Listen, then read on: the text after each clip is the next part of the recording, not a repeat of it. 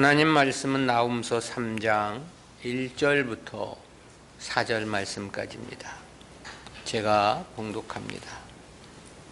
화 있을진저 피성이여, 그 속에서는 괴울과 강포가 가득하며 늑탈이 떠나지 아니하는도다. 획획하는 채찍 소리, 괭괭하는 병거바퀴 소리, 뛰는 말, 달리는 병거, 충돌하는 기병, 번쩍이는 칼, 번개 같은 창, 살육당한 때 큰 무더기 죽음, 무수한 시체여 사람이 그 시체에 걸려 넘어지니, 이는 마술의 주인된 아리따운 기생이 음행을 많이 함을 인함이라. 그가 그 음행으로 열국을 미혹하고 그 마술로 여러 족속을 미혹하느니라. 아멘. 니느웨의 폭력과 기만 행각이라는 제목으로 말씀을 듣겠습니다. 이 나훔서 3장은 니느웨의 멸망과 그 원인 및 필연성에 대해서 일관되게 강조한 전 3장에서 마지막 결론에 해당하는 부분입니다. 니느웨 멸망의 참상을 보도한 전장에 이어서 그 참상의 원인으로서 니느웨의 죄악상과 멸망의 필연성을 최종적으로 보도해주고 있는 말씀입니다. 이러한 문맥 하에 본장 내용을 보다 상술해 보면 크게 넷으로 구분이 되는데요. 먼저 첫 번째 단락인 1절부터 4절은 니느웨의 죄악상을 보도한 부분입니다. 그리고 두 번째 단락인 5절부터 7절은 니느웨가 당할 모욕과 수치를 예언한 내용이고요. 이어진 8절부터 13절 이 세 번째 단락은 니느웨의 무력함과 허망한 멸망을 보도해 준 내용입니다. 끝으로 14절부터 19절까지가 조롱조의 언급으로서 니느웨의 완전한 멸망의 양상을 최종적으로 선언한 말씀입니다. 전체를 요약하면 니느웨로 상징되는 아수르에 대한 하나님의 심판이 그들의 죄악으로 인한 필연적 결과임을 다시 한번 지적하고 있는 내용입니다. 그중 본문 3장 1절부터 4절은 본론 후반부의 계시 부분인데요. 여기서는 니느웨에 대한 심판의 직접적인 원인을 열거한 내용으로 두 가지가 지적이 되었습니다. 그 중에 첫 번째가 사륙과 괴울과 강포와 약탈로 대변되는 아수르의 포악성입니다. 그리고 두 번째는 마술과 음행으로 대변되는 저들의 간교함입니다. 그러면서도 여기에는 그로 말미암아 당하게 될 니느웨의 심판의 양상을 매우 상세히 묘사해주고 있는데요. 이와 같은 본장의 첫 번째 단락인 1절부터 4절은 구속사적 교훈까지 넷으로 구분해서 살펴보겠습니다. 첫 번째는 가증한 니느웨 성을 향한 규탄입니다. 이 니느웨 성의 가증함을 규탄한 1절은 둘로 구분이 되는데요. 첫 번째는 1절 상반절에서 화 있을진저 피성이여 그랬죠.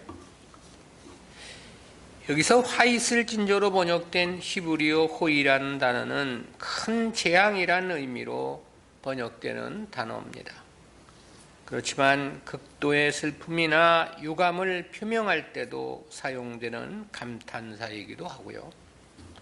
본문에서는 니느웨 성의 멸망을 슬퍼하는 의미라기보다는 가증한 니느웨 성에 대한 저주와 멸망을 선언하는 도입부 성격으로 사용이 되었습니다.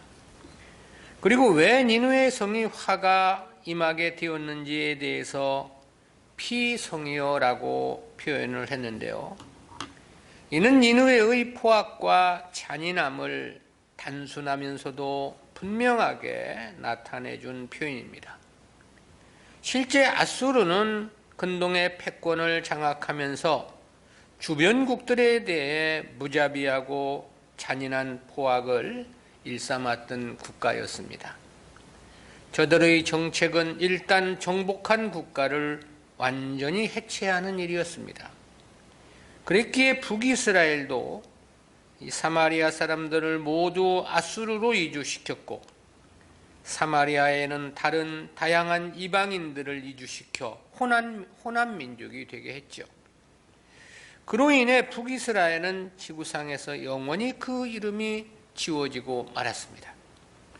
또 저들은 포로들의 손과 발을 자르기도 했다고 그러고요.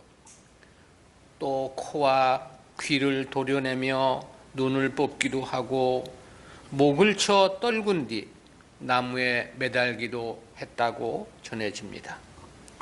심지어는 살아있는 사람에게 말뚝을 받고 천천히 온몸에 가죽을 벗기는 말할 수 없는 잔인함도 서슴지 않았다고 전해집니다.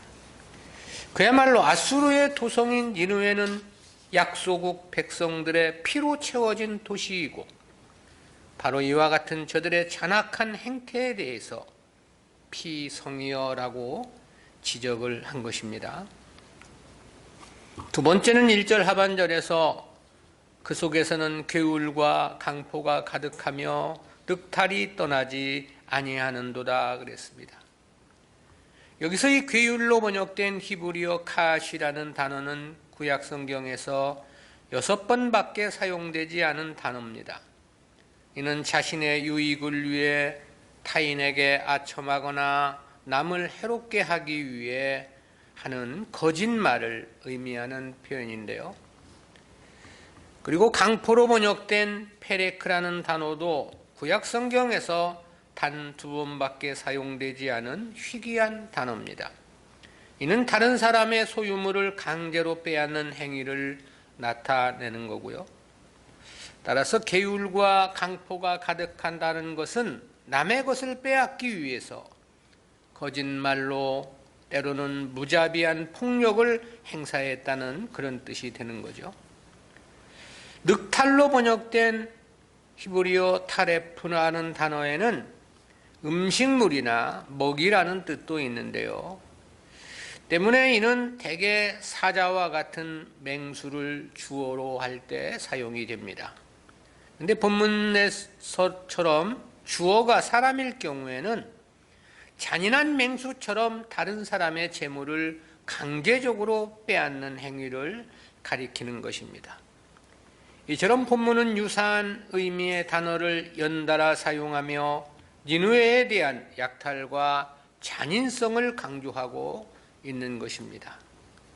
그러면서도 이러한 죄악에 대해서 가득하며 떠나지 아니하는도다라고 했는데요.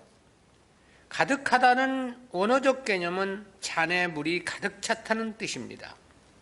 그러면서도 그 강도가 세고 강하다는 의미까지 나타내는 건데요. 그러니까 저들의 포악이 가득하다는 의미와 함께 그 정도가 매우 강하였다는 의미를 나타내는 거죠. 그리고 떠나지 아니한다는 것은 그런 죄악이 그치지 않았다는 그런 의미인 거죠. 그토록 거짓된 삶과 강도 높은 포악이 멈춤 없이 계속되었음을 지적하고 있는 거죠. 두 번째는 니느웨가 당할 하나님의 가공할 심판 양상입니다. 1절은 폭력과 기만을 일삼는 니느웨의 죄악과 심판의 불가피성을 강조한 내용이었고요. 이제 이어진 2절과 3절은 니느웨가 당할 가공할 심판을 생생하게 묘사해주고 있는 부분인데요. 이 부분은 단락을 넷으로 구분해서 살펴보겠습니다. 첫 번째는 2절 상반절에서 획획하는 채찍 소리, 괭괭하는 병거 바퀴 소리라고 했습니다. 이는 하나님의 심판의 도구로 니느웨를 공격하는 군사들의 위용을 표명해주고 있는 거죠. 이 중에 휙휙하는 채찍 소리란 니느웨 성을 공략하고자 말을 재촉하여 거침없이 달려가는 군사들의 위용을 청각적으로 나타내준 표현입니다. 또 굉장하는 병거 바퀴 소리로 번역된 히브리어 라쉿이라는 단어는 지진으로 인해 땅이 흔들리는 소리를 묘사하는 데도 사용되는 단어인데요. 실제 수백 수천의 말들이 이끄는 병거들이 한꺼번에 달리는 소리는 마치 땅이 무너지는 듯한 굉음을 내지 않았을까, 그런 생각을 해봅니다. 근데 본문의 채찍이나 병거 바퀴 등은 모두 단수형으로 표기되었습니다. 하지만 이는 니느웨 성을 공격하는 군사가 소수였다는 의미의 표현은 아닙니다. 이는 본서에서 자주 사용되는 분산 용법으로서 하나하나의 개체를 강조적으로 나타낼 때 사용하는 어법입니다. 즉 성경 기자는 말 한 마리에 가해지는 채찍 소리와 병거 한 대에서 나는 달리는 병거 바퀴 소리를 구체적으로 묘사함으로써 독자로 하여금 수백 수천의 병거와 말들이 함께 달릴 때에 위용을 떠올리도록 유도하고 있는 것입니다. 결론적으로는 엄청난 군대의 침략이 있을 것을 나타낸 표현이라고 말할 수 있겠습니다. 두 번째는 2절 하반절에서 뛰는 말, 달리는 병거라고 그랬죠. 본문도 상반절과 연관된 내용으로 말과 병거가 달리는 모습을 묘사한 표현입니다. 앞선 상반절은 청각적으로 그 위용을 드러낸 것이라고 말할 수 있고요. 근데 이 하반절인 본문은 시각적인 의미에서 표현해주고 있는 것입니다. 그러므로 여기서 뛰는으로 번역된 히브리어 또에로와 달리는으로 번역된 히브리어 메라케다는 모두 분사형의 단어가 사용이 됐습니다. 이는 마치 말과 병거가 뛰고 있는 것을 직접 현장에서 보는 것처럼 생생한 현장감을 전달해 줍니다. 이러한 원어의 의미를 감안해서 표준 세번역 성경은 말이 달려온다, 병거가 굴러온다라고 서술적으로 번역을 했습니다. 역시 도저히 막아설 수 없는 강력한 군대의 침략이 있을 것이라는 그런 의미의 표현인 거죠. 세 번째는 3절 상반절에서 충돌하는 기병, 번쩍이는 칼, 번개 같은 창을 말했습니다.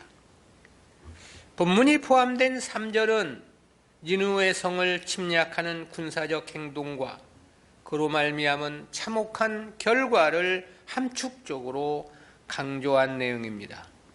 그리고 이를 위해서 모두 6개의 각기 다른 묘사가 동원이 되었는데요. 그중 상반절에서는 3개의 표현이 기술되었지요. 이는 모두 니느웨 성을 공격하는 군사들의 위용에 대한 시적인 묘사입니다. 묘사한 내용에서 보면 역시 무소불위의 강력한 군사임을 나타내주고 있죠. 왜냐하면 기록된 말씀에서 보면 저들은 날쌘 말을 탄 기병들과 번쩍이는 칼과 번개 같은 창으로 무장했음을 강조하고 있기 때문입니다. 여기서 이 충돌하는으로 번역된 히브리어 마알레의 원형은 올라오다라는 의미의 알라라는 단어입니다. 따라서 이는 습격하다, 쳐들어오다라는 뜻으로 사용된 것으로 보입니다. 번쩍이는 칼과 번개 같은 창이란 이들 군대의 강력한 군사적인 능력과 무자비한 살상을 강조함이라고 말할 수 있겠습니다. 그렇다는 것은 이어진 하반절에서 이들에 의해 죽임을 당한 니느웨 성의 군사들이 보도되고 있음에서 볼 때 그렇습니다. 네 번째는 3절 하반절에서 살육당한 때 큰 무더기 죽음, 무수한 시체여 사람이 그 시체에 걸려 넘어지니 그랬습니다. 이는 강력한 대적들의 침입으로 죽임을 당한 니느웨 성의 주민들의 처참한 모습을 묘사해 준 내용이죠. 살육당한 때 큰 무더기 죽음, 무수한 시체라는 세 번에 걸친 이런 중복 묘사는 바로 앞에 상반절에서 충돌하는 기병, 번쩍이는 칼, 번개 같은 창이라고 한 삼중 묘사와 대구를 이루고 있는 표현입니다. 이는 표현만 약간 달리한 것이지 모두 죽음을 당한 사람들을 가리킴에는 동일한 거죠. 그럼에도 불구하고 이처럼 세 번씩이나 유사한 표현을 중복해서 사용한 것은 엄청난 수의 아수르 사람들이 죽임을 당할 것이라는 의미가 생생한 거죠. 때문에 이는 니느웨 성의 군사나 주민들은 죽음 이외에 다른 길이 없음을 강조하는 의미도 함축되어 있습니다. 그러면서도 이 세 번의 죽음에 대한 묘사들은 단순한 반복을 이야기하는 것은 아닙니다. 각각의 표현들이 개별적인 특징을 나타내주고 있는데요. 먼저 살육을 당한 때라는 표현에서 이때로 번역된 히브리어 로브라는 단어는 많다, 풍성하다라는 그런 뜻입니다. 따라서 이는 죽임을 당한 시체가 엄청나게 많다는 것을 강조함인 것이고요. 다음으로 큰 무더기 죽음할 때 이 큰 무더기로 번역된 히브리어 코베드라는 단어는 무거움이라는 의미도 있고 참혹함이라는 의미도 있습니다. 따라서 이는 칼에 베이고 창에 찔려 죽은 시체가 매우 처참한 모습임을 강조하고 있습니다. 끝으로 무수한 시체어로 번역된 히브리어 케체 락게위아라는 단어에서 케체는 끝이라는 의미와 또는 경계라는 의미를 나타내는 단어인데요. 따라서 이는 무수한 시체가 성 안팎의 장소를 가리지 않고 아무렇게나 여기저기 버려져 있음을 묘사하고 있는 것입니다. 따라서 본문의 세 번의 중복은 단순한 반복이 아니라는 거고요. 죽음의 엄청난 수, 죽음의 참혹한 상태, 또한 그 죽음이 널리 넓혀져 있는 장소와 그 죽음이 없는 곳이 없을 것임을 묘사해 주고 있는 것입니다. 이러한 묘사는 니느웨를 심판하기 위한 도구로 활용된 전쟁이 얼마나 참혹할 것인가를 생생하게 나타내주고 있는 것이죠. 아울러 죄악에 대하여 하나님은 지극히 미워하시며 자비가 없으심을 강조한 표현이기도 합니다. 성도가 보다 더 하나님의 뜻에 합당한 삶을 살고자 마음과 뜻을 다해야 한다는 생각을 갖게 합니다. 죄악에 대한 하나님의 인식이 너무나도 엄중하시기 때문에 그렇습니다. 세 번째는 약소국들을 향한 간교한 기만 술책입니다. 본문 4절은 아수르의 매우 간교함을 지적한 내용인데요. 그렇게 말씀을 했죠. 이는 마술의 주인된 아리따운 기생이 음행을 많이 함을 인함이라. 그가 음행으로 열국을 미혹하고 그 마술로 여러 족속을 미혹하느니라. 이 본문 4절은 니느웨가 가혹한 심판을 받아야 하는 또 하나의 이유를 밝혀준 말씀입니다. 한글 개역 성경은 본절 서두를 이는이라는 말로 시작을 했는데요. 근데 원문에서는 이에 해당하는 단어는 없습니다. 그럼에도 이는으로 본절을 시작한 것은 본절이 니느웨의 심판의 이유를 설명하는 내용이기 때문에 그렇습니다. 여기서는 니느웨의 심판의 이유를 설명코자 가장 먼저 마술의 주인으로 묘사했습니다. 이는 아수르의 간교한 술책을 지적함이라고 할 수 있습니다. 본래 이 마술이라는 것은 속이는 행위이죠. 마술이란 한자의 의미도 사람의 마음을 호리는 묘한 술법이나 어떤 도구를 이용하거나 손재주로 사람의 눈을 속이는 기술을 가리키는 말입니다. 따라서 이는 아수르가 이방국을 점령고자 할 때 항복을 하면 여러 가지 혜택을 약속하고 그래서 정복을 한 다음에는 그 약속은 지키지 않고 가혹하게 학살하고 약탈을 일삼는 악행을 지적함이라고 말할 수 있겠습니다. 그런데 이들에 대해서 마술의 주인된 아리따운 기생이 음행을 많이 함을 인함이라 그랬습니다.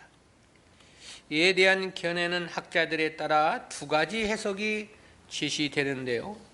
그중 하나는 니느웨가 종교적으로 타락을 해서 우상과 행음하고 그것을 다른 나라에 강요했다고 보는 견해입니다. 그리고 다른 하나는 우상 숭배 현장에서 신전 창기와의 행음을 함으로 도덕적으로 타락함을 나타낸 것으로 보는 견해가 있고요.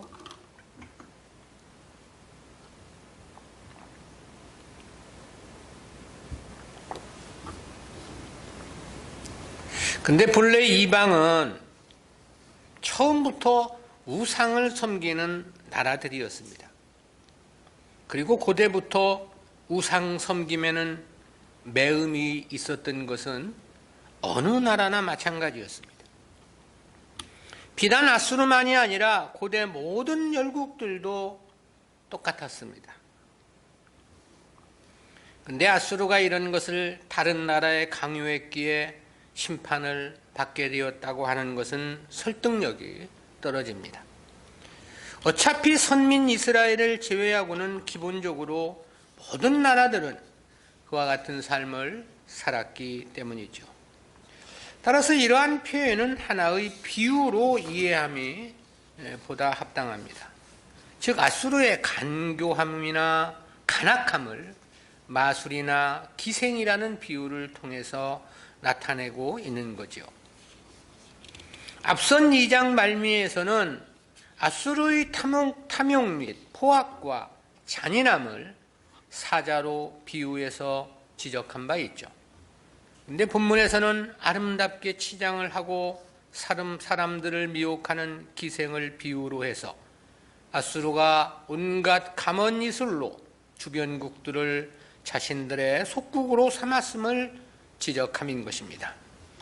근데 그렇게 하여 식민국가로 삼은 뒤에는 포악하게 속국의 국민들을 억압하며 약탈을 일삼는 등 온갖 악행을 저질렀던 거죠. 그렇다는 것은 하반절의 기록을 보더라도 그랬습니다. 4절 하반절에서는 그가 그 음행으로 열국을 미혹하고 그 마술로 여러 족속을 미혹하느니라 그랬습니다. 이는 상반절에 대한 중복적 설명이면서도 보완적인 설명이라고 말할 수 있겠습니다. 역사 속에서 보면 히스기야의 부친이었던 아하스 왕 당시 아수르는 유다를 침략하는 북이스라엘과 아람의 연합군을 막아주는 역사가 있었습니다. 그런데 그것은 치밀한 정치적, 외교적 계산에 근거한 것이었음이 뒤이어진 역사에서 극명하게 밝혀지고 있죠. 아수르는 그 일로 이스라엘을 속국으로 삼았고 유다로부터 막대한 조공을 착취해 갔습니다. 아하스에 이어 왕위에 오른 히스기야는 여호와 신앙을 복원하고자 아수르와의 단절을 선언하고 조공을 중단하게 되죠. 그러자 아수르는 유다를 멸절시키고자 대략 20만 대군을 이끌고 유다를 침공하는 역사로 이어지게 됩니다. 이처럼 본문은 아수르가 약소국들을 향해 저지른 간교한 기만술책을 지적한 것이라고 말할 수 있습니다. 그리고 이를 아수르가 심판받아야 하는 하나의 이유로 제시하고 있는 거죠. 그 중에서도 무엇보다 중요한 문제는 선민을 괴롭힌 것이 그 근본 이유였다라는 거죠. 그것은 이미 앞에서도 지적된 바가 있었기 때문에 그렇습니다. 우리는 이와 같은 말씀에서 한 가지 신약시대 하나님 백성이라는 이름이 얼마나 큰 축복인가를 새삼 깨닫게 됩니다.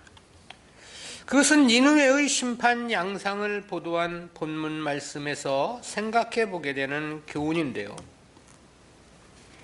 아수르에 대한 심판 양상에 대해서 2절 상반절에서는 획획하는 채찍 소리, 굉경하는 병거박기 소리라고 말씀을 했습니다. 이는 하나님의 심판의 도구로 니느웨를 공격하는 침략자들의 위용을 표명함이라고 그랬죠. 즉 니느웨 성을 공략하기 위해서 말을 재촉하여 거침없이 달려오는 군사들의 위용을 청각적으로 나타낸 생생한 묘사라고 그랬습니다. 2절 하반절에서는 뛰는 말, 달리는 병거라고 그랬죠. 그리고 3절 상반절에서는 충돌하는 기병, 번쩍이는 칼, 번개 같은 창을 말했습니다. 이는 아수르를 침략하는 무수한 군대의 위용을 시각적으로 나타낸 생생한 묘사라고 했습니다. 3절 하반절에서는 살육당한 때 큰 무더기 죽음, 무수한 시체여 사람이 그 시체에 걸려 넘어지니 그랬습니다. 이는 강력한 대적들의 침입으로 죽임을 당한 니느웨 주민들의 처참함을 묘사함이라고 그랬죠. 특히 여기서 이 살육당한 때란 죽임을 당한 시체가 엄청나게 많다는 것을 강조함이라고 그랬습니다.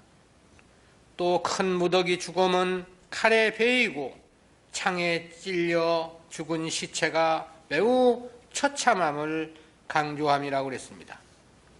무수한 시체로 번역된 원어적 개념은 죽은 시체가 성, 안팎, 여기저기 장소를 가리지 않고 아무렇게나 무더기로 버려져 있는 모습을 묘사함이라고 했습니다. 즉 니느웨를 심판하기 위해 하나님께서 일으키신 전쟁이 얼마나 저들에게 참혹할 것인가를 생생하게 나타내주는 중복적인 표현인 거죠. 그야말로 생각만 해도 끔찍하다는 생각을 갖습니다. 근데 이 심판을 받는 자들 가운데 만약 우리가 속해 있다면 어찌 했을 것인가를 생각해 본 거죠. 그 참혹함과 비극적인 현장에서 우리는 과연 어떤 모습일 것인가를 생각해 본 겁니다.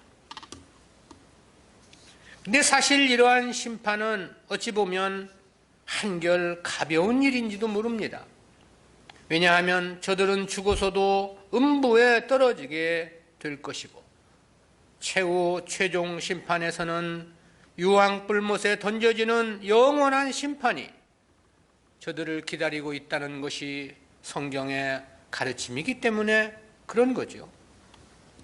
근데 이러한 심판을 받게 되는 근본적인 죄는 당시 아수르의 정치 지도자들이나 국민들에게만 있었던 것은 아닙니다. 실상 이러한 죄악의 근성은 어느 나라 어떤 국민들도 모두 다 가지고 있는 문제가 아니냐라는 겁니다. 그리고 그것은 하나님의 선민 이스라엘이라 하더라도 역시 마찬가지였다라는 것입니다.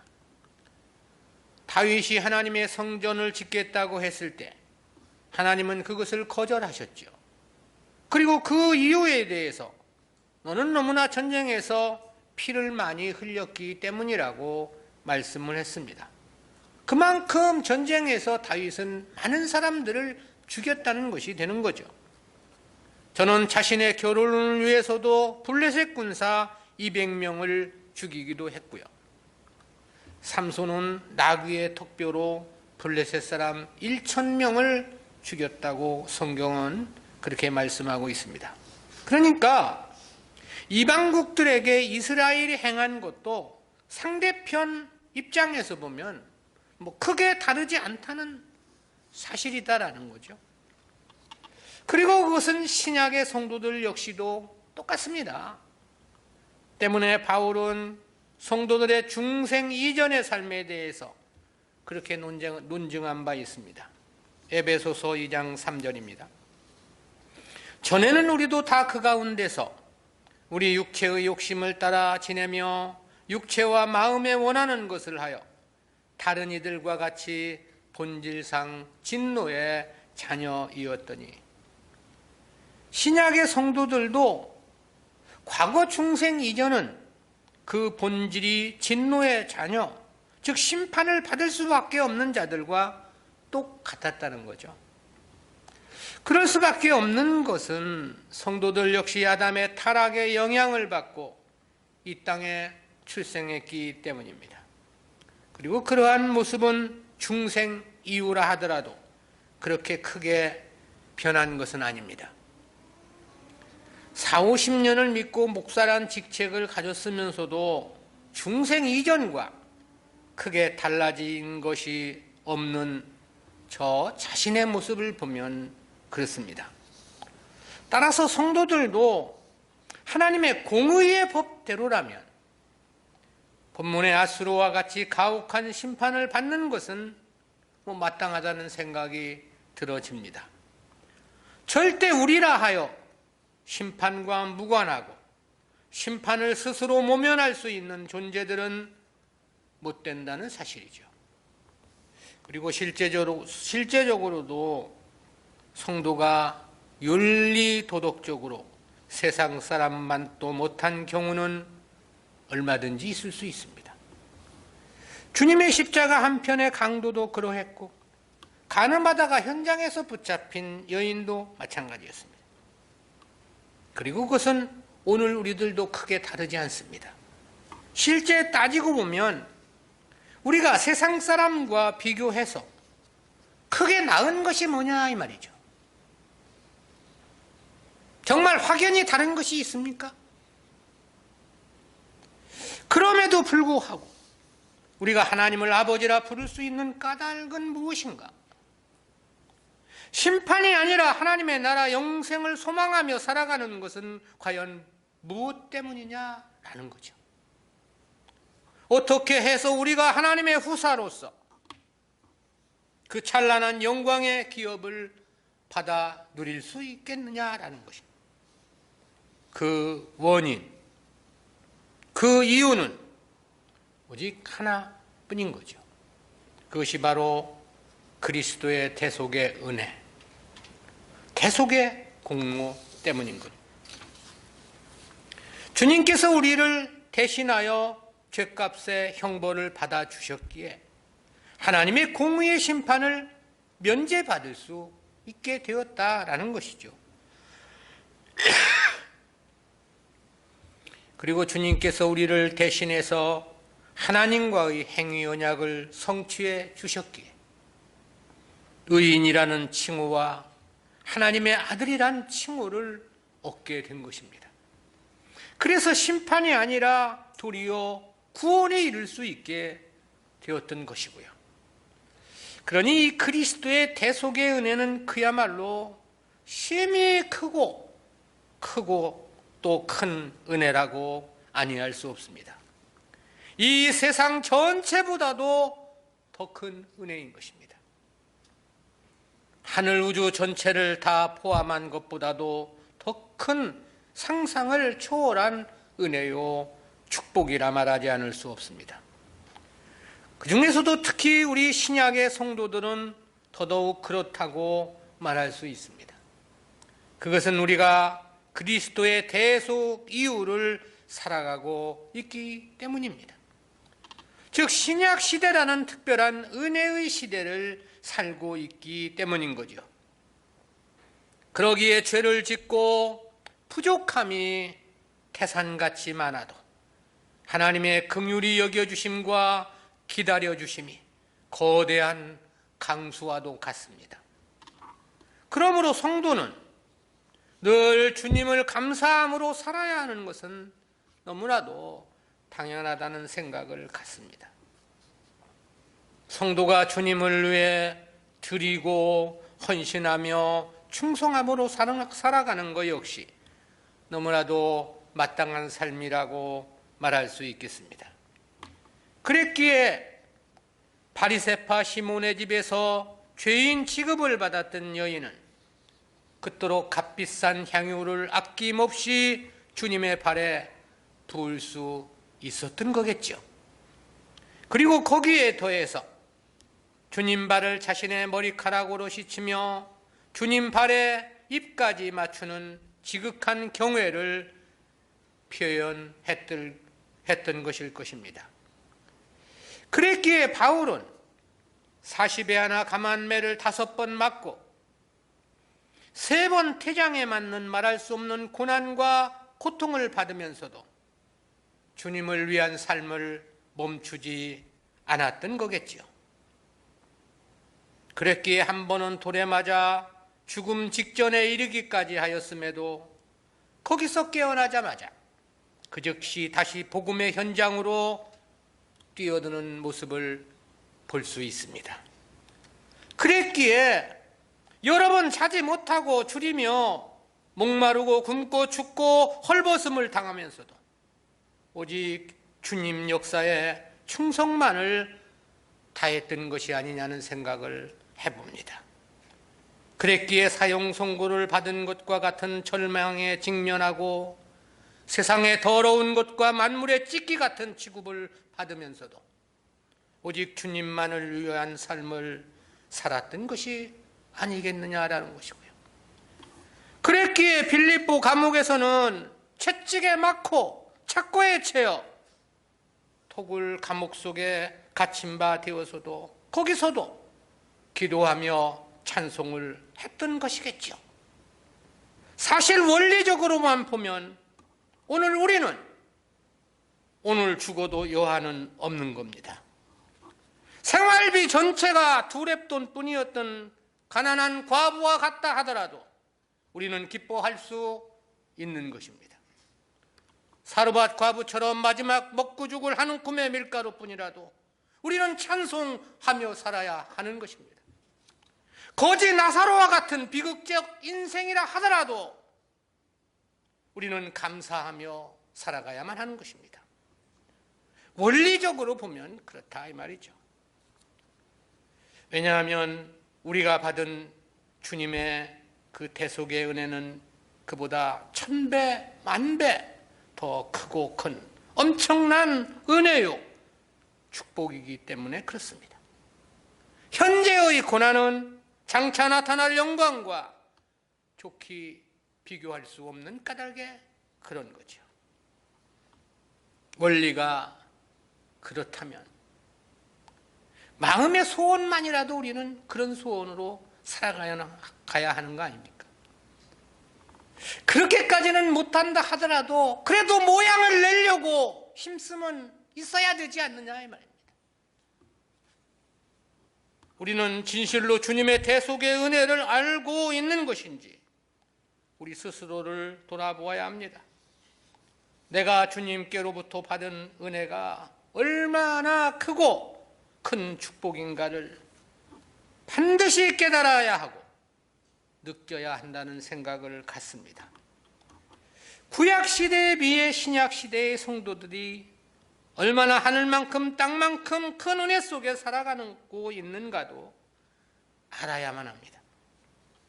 하나님 백성이란 이름이 얼마나 큰 은혜요 엄청난 축복인가도 알아야 합니다. 진정한 신앙의 기본적인 삶은 여기서부터 시작되는 것이기 때문에 그렇습니다. 주님을 위한 충성과 헌신도 이를 알고 믿는 믿음에서부터 출발하는 것이기 때문에 그렇습니다.